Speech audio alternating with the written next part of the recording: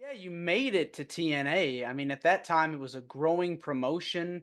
Jeff Jarrett was there. What was it like working for TNA?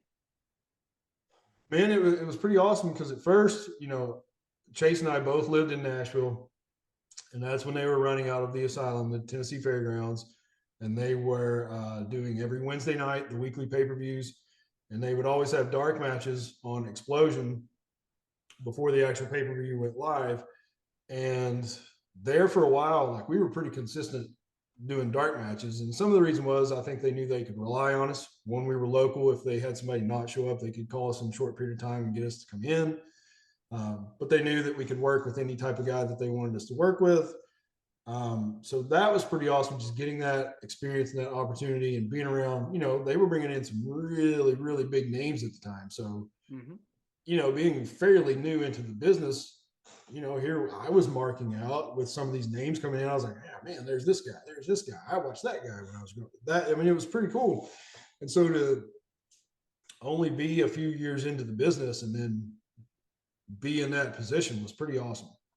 Yeah, I mean, you got to work with so many different people. Uh, Seeing guys like DDP and Sting and Jeff Hardy, guys like AJ Styles and Abyss on the rise. I mean, can't get Yeah. any better than that. I mean, come on. Yeah. And it was, Road Dog and Billy Gunn and all those guys that they brought in. But looking back on it too, during that building phase, as you look at where TNA Impact was later and even where it is today, or the guys that have moved on, all those original TNA guys, I mean, we were all fighting and scrapping for that position and wanting to be recognized. And you look back on those days and man, you just look at some of the younger guys that came through TNA in TNA's early days. I mean, it's quite a roster of names that went on to be pretty good names. I mean, when you look back to AJ Styles' WWE debut, he debuted at the Rumble in 2016 Yeah. in Orlando. You could hear, if you watch back, the ovation that he got because people knew who he was. It was like a megastar moment. Yeah. Yeah. And AJ was one of those guys you knew from the beginning, like he was going to be something. He just had it. So there were several of those guys. I mean, I remember looking back, the Amazing Red.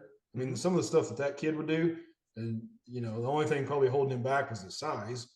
But nonetheless, I mean, some of those guys and some of those matches, especially with like Jerry Lynn and some of the uh, older guys that did that high flying style, but then they brought in a lot of the younger guys that did that high flying style. And some of the matches that they had in the early days of TNA were just nuts.